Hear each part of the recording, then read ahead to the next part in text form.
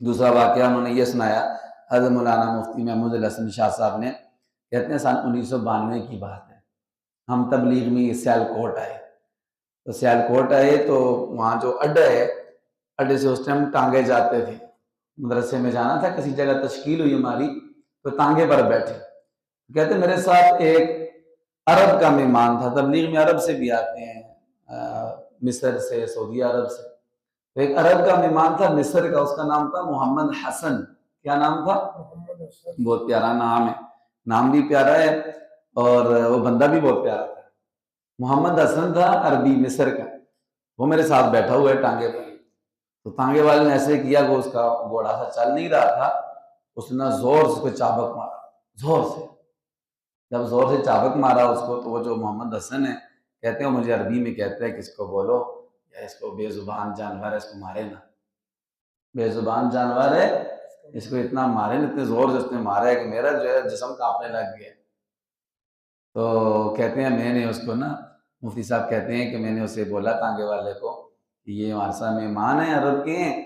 تو یہ کہہ رہے ہیں کہ آپ اس ٹانگے کو مارو نا، اتنا کیوں مارتے اس کو؟ اس نے آگے سے پنجابی میں کہا کہ جی یہ مار بغیر نہ ٹردا نہیں، ٹھیک ہے جی، پیار سے نہیں ٹردا ہے، اس کو مارنا پہنتا ہے تاں ہی چلتا ہے۔ اچھا، کہتے ہیں میں نے پھر اس کو عربی میں بتایا نا کہ جی یہ کہہ رہا ہے ٹانگے والا، تو نے کہا اس ٹانگے والے سے پوچھو،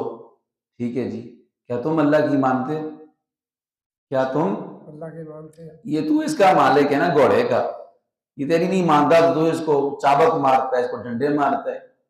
تو اس سے پوچھو کہ کیا تو جس کا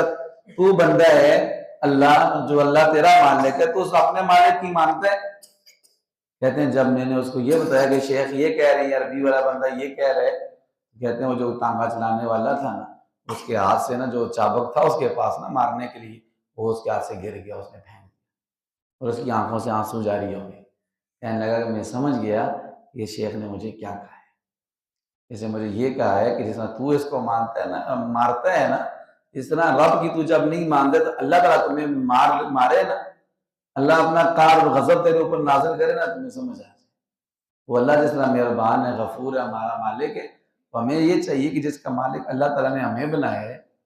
عارضی مالک، تو ہمیں چاہیے جس طرح اللہ تعالیٰ ہمارے ساتھ نرمی والا معاملہ کرتے ہیں، فوری پکڑ نہیں کرتے ہیں، تو ہمیں بھی اپنے ماتحتوں کی فوری پکڑ نہیں کرنی چاہیے، ان کو پیار سے سمجھانا۔